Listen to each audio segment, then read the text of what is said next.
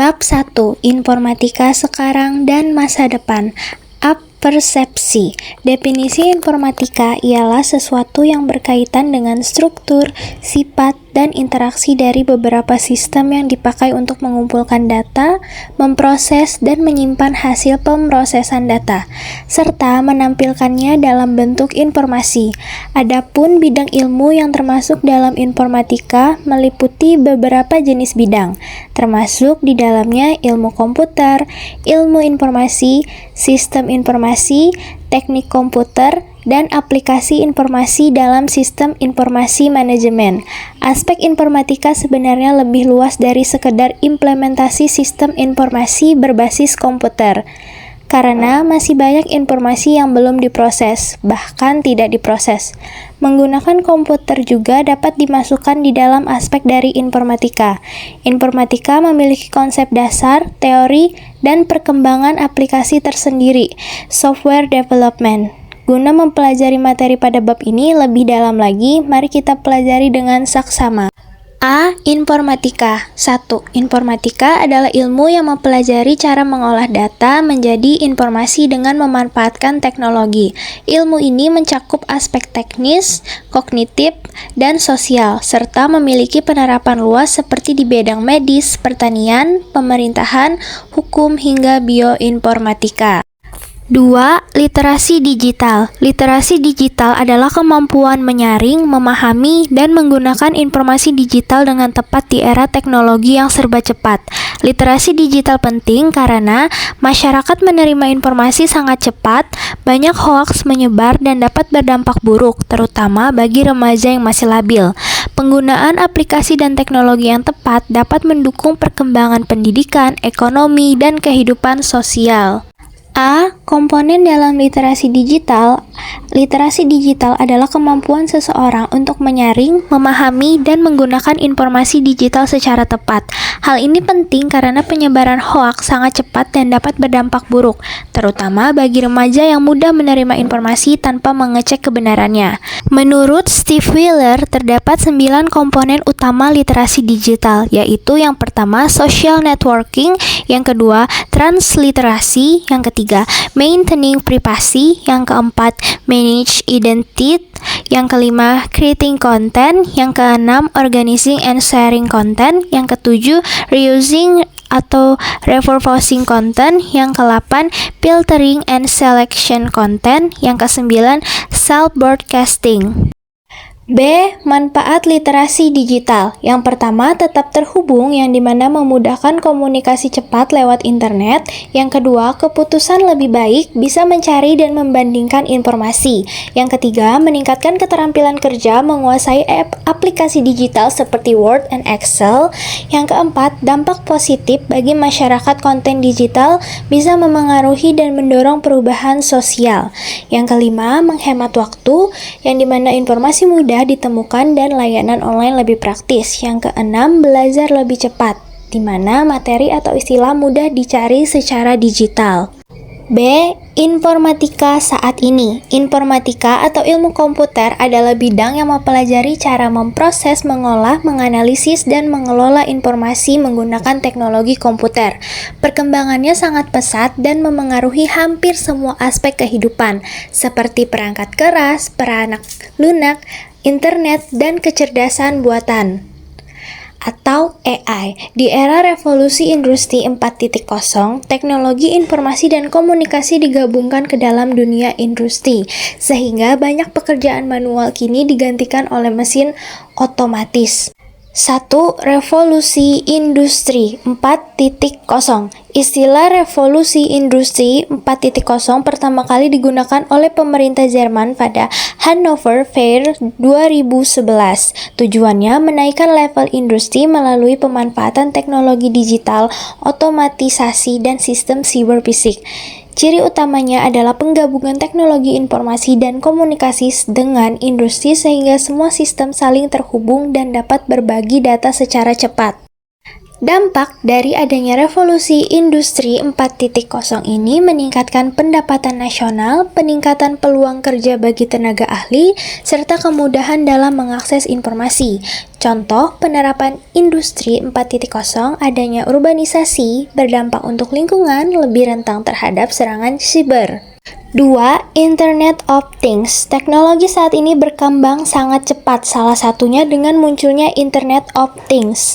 IoT memungkinkan perangkat berkomunikasi satu sama lain secara otomatis untuk membantu manusia menyelesaikan berbagai tugas. Perangkat yang saling terhubung ini disebut smart device. IoT termasuk bagian dari kecerdasan buatan karena dapat menghubungkan banyak perangkat untuk memudahkan komunikasi dan aktivitas manusia. Teknologi ini kini digunakan di berbagai sektor seperti bisnis, organisasi, dan transportasi. A. Sejarah Internet of Things. Internet of Things adalah sebuah teknologi yang menghubungkan perangkat lain dengan media internet sehingga mereka dapat dikendalikan dari jarak jauh dan manusia bertindak sebagai pengguna. 1. Konsep dari IoT sendiri sudah ditemukan pada awal 1980-an, tepatnya oleh sekelompok mahasiswa di Carnegie Mellon University saat menciptakan perangkat pada mesin untuk melaporkan ketersediaan kaleng Coke di kampus mereka.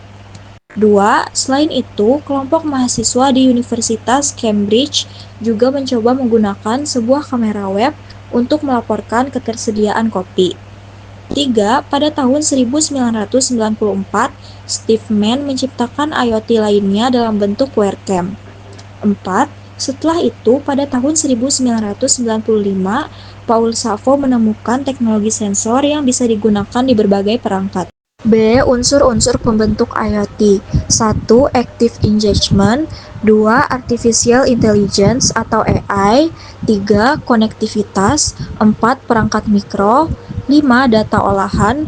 6. Sensor. 7. User Interface. C. Manfaat Internet of Things.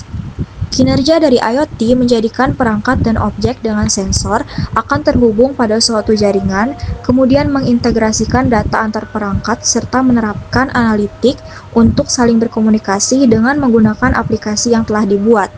1. Kegiatan akan lebih efisien dengan pengendalian jarak jauh yang ditawarkan. 2. Monitor kerja praktis menggunakan IoT sebagai pengendali sehingga bisa melakukan kontrol aktivitas di mana dan kapanpun. 3. Konektivitas yang dibentuk akan menjadi lebih mudah, berjalan lebih cepat, dan sangat efektif. D. Pengaruh Internet of Things dalam kehidupan. 1. Menyediakan kemudahan pada transportasi. 2. Menyediakan layanan yang lebih personalized. 3. Pengembangan smart homes dan smart cities. 4. Mengubah cara berbisnis. 5. Meningkatkan efisiensi. E. Contoh Internet of Things. 1. Monitor penggunaan energi.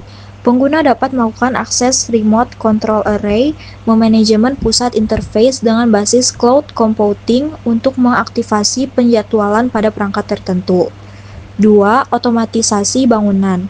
Perangkat dari IoT bisa difungsikan untuk melakukan kontrol sistem mekanis, elektrik, maupun elektronik yang ada di bangunan rumah maupun industri. Misalnya seperti otomatisasi lampu sehingga bisa lebih menghemat energi. 3. Sistem keamanan biometrik. Teknologi biometrik memanfaatkan sidik jari, suara, mata, dan pengenalan wajah. 4. Transportasi. Pemanfaatannya mampu digunakan untuk mesin kendaraan, infrastruktur, serta fungsi dari pengemudinya, mulai dari pengelolaan lalu lintas, tol, dan tiket, konektivitas kendaraan dengan internet, memanajemen transportasi publik, hingga sistem pelacakan kendaraan atau tracking. 3. Big Data. Big Data digunakan untuk menggambarkan volume data dalam jumlah besar, baik data yang terstruktur maupun tidak terstruktur, dan dapat membantu sebuah perusahaan menentukan arah bisnisnya. A. Jenis-jenis Big Data. 1. Struktur data atau data terstruktur. Jenis data ini memiliki format yang terorganisir dengan baik, seperti dalam database relasional, spreadsheet, atau tabel yang dapat dengan mudah diolah dan dianalisis. 2. Unstructured data atau data tidak terstruktur. Contohnya mencakup postingan di media sosial, pesan email, atau konten video. Jenis ini merupakan bentuk data tidak terstruktur karena termasuk dalam teks bebas, gambar, audio, video, dan lain-lain. 3. Semi-struktur data atau data semi terstruktur. Contohnya seperti data sensor dari perangkat IoT yang dapat berisi informasi terstruktur tentang suhu dan kelembapan bersama dengan teks bebas yang menerangkan situasi. B. Fungsi Big Data. 1. Analisis. Analisis data membantu dalam mengungkapkan informasi berharga yang mungkin tidak terlihat pada pandangan pertama, seperti preferensi pelanggan, pola pembelian, atau tingkat efisiensi operasional. Kemampuannya untuk menganalisis data dengan skala yang besar dan kompleks. 2. Prediksi. Big data digunakan untuk memprediksi perilaku masa depan berdasarkan analisis data historis. Oleh karena itu, perusahaan dapat mengambil tindakan yang sesuai untuk mengantisipasi perubahan dan mengoptimalkan strategi tentang apa yang mungkin terjadi di masa depan. 3. Optimasi. Dengan memanfaatkan data untuk memahami bagaimana operasi perusahaan berjalan, organisasi dapat mengidentifikasi area-area di mana perbaikan dapat dilakukan. 4. Artificial Intelligence. Artificial Intelligence merupakan sebuah bentuk teknologi komputer maupun sebuah mesin yang memiliki kecerdasan layaknya seorang manusia. Fungsi utama dari adanya Artificial Intelligence adalah kemampuannya yang dapat digunakan untuk mempelajari data yang diterima secara berkesinambungan. A. Sekilas sejarah Artificial Intelligence. Seorang ahli matematika dari Inggris bernama Alan Turing melakukan eksperimen pada tahun 1950. Dalam eksperimen yang disebut Turing Test, sebuah komputer memasukkan software AI ke terminal dan seorang operator di ujung lain terminal. Adapun Artificial Intelligence awalnya dimunculkan oleh profesor dari Massachusetts Institute of Technology yang bernama John McCarthy pada tahun 1956.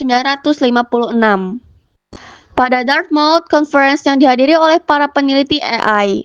Kemudian, pada konferensi tersebut, ditetapkanlah tujuan utama dari kecerdasan buatan.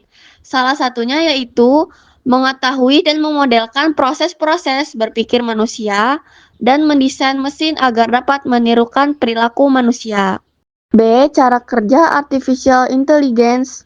Kecanggihan teknologi tentu tidak terlepas dari sistem yang mendukung aktivitas komputer untuk berbagai kegiatan. Artificial Intelligence merupakan sebuah bentuk teknologi.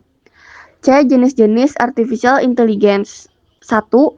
Weak AI atau Narrow AI merupakan sistem AI yang dapat melakukan tugas tertentu seperti pemahaman bahasa atau mengambil keputusan. 2. Strong AI merupakan sistem AI yang memiliki kemampuan intelektual manusia secara umum seperti kemampuan untuk memahami bahasa, memecahkan masalah, dan membuat keputusan. D. Komponen dasar Artificial Intelligence. Pertama, pembelajaran. Kedua, penalaran. Ketiga, pemecahan masalah. Keempat, persepsi. Kelima, bahasa. 5. Cloud computing. Cloud computing adalah teknologi yang sedang berkembang di revolusi industri dan menjadikan internet sebagai pusat untuk mengelola data dan aplikasi. Adanya cloud computing ini memungkinkan pengguna komputer untuk mengakses server virtual yang dapat mereka konfigurasi melalui internet.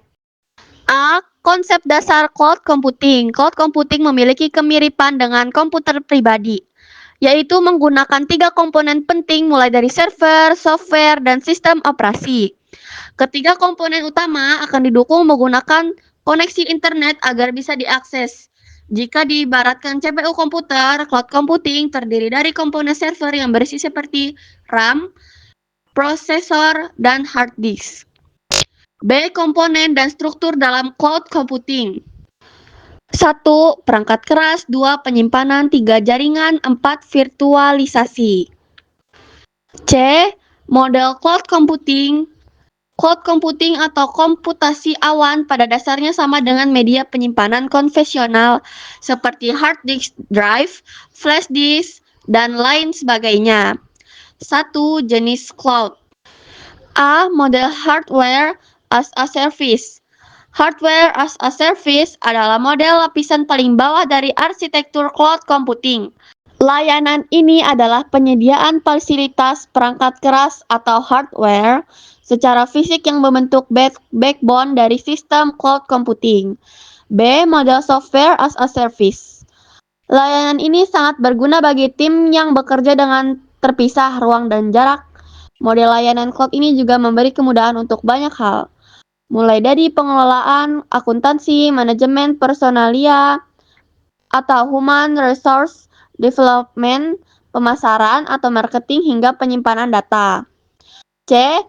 Model Serverless Computing. Serverless Computing merupakan layanan cloud yang memberi peluang user membangun dan menjalankan aplikasi atau website tanpa harus memikirkan tentang bagaimana cara mengoperasikan server tersebut. D. Model Platform as a Service. Salah satu layanan model berbasis cloud computing yaitu Platform as a Service memungkinkan penyewaan perangkat keras atau hardware, sistem operasi, penyimpanan, dan kapasitas jaringan melalui internet. E. Model Infrastructure as a Service. Salah satu model cloud computing Infrastructure as a Service terdiri dari satu paket perangkat hardware, komputer virtual bersama dengan jaringan internet, bandwidth, dan dukungan alamat IP. Dalam ruang lingkup atau satu unit layanan, penyediaan layanan yang biasanya disebut vendor atau provider menawarkan keamanan dan jaminan online secara real time. F. Model Data Storage as a Service. 2. Jenis layanan cloud berdasarkan vendor. A. Public cloud. Digunakan oleh masyarakat umum dan dapat diakses melalui internet. Layanannya disediakan oleh perusahaan besar seperti Google Drive, AWS, dan Microsoft Azure. Kekurangannya adalah keamanan data yang kurang terkontrol. B. Private cloud. Digunakan oleh satu organisasi secara khusus, infrastruktur dan aksesnya terbatas. Hanya untuk pengguna internal, keunggulannya adalah keamanan data yang lebih terjaga. C. Gabungan dari public cloud, hybrid cloud. Gabungan dari public cloud dan private cloud. Saling terhubung melalui LAN, WAN, atau VPN. Menggunakan fleksibilitas public cloud dan keamanan private cloud. C. Community cloud. Digunakan oleh beberapa organisasi yang memiliki kebutuhan dan tujuan serupa. Infrastruktur dibagi bersama dengan tingkat keamanan setara. E. Multi cloud. Menggunakan beberapa layanan cloud yang berbeda secara bersamaan dari vendor yang berbeda. Berbeda dengan hybrid cloud karena tidak saling terhubung dalam satu sistem. E. Karakter cloud computing. A. On-demand self-service. Pengguna bisa mengatur dan menggunakan layanan cloud sendiri tanpa bantuan penyedia layanan. 2. Broad network access. Layanan dapat diakses melalui internet menggunakan berbagai perangkat seperti laptop, PC, dan smartphone. 3. Rapid elasticity. Kapasitas layanan dapat ditambah atau dikurangi dengan cepat sesuai kebutuhan pengguna. 4. Resource pooling. Sumber daya, jaringan, server, dan penyimpanan digunakan bersama banyak pengguna secara dinamis. 5. Measured service. Pengguna dapat layanan diukur otomatis sehingga membayar sesuai pemakaian atau pay as you use. F. Manfaat cloud computing. 1.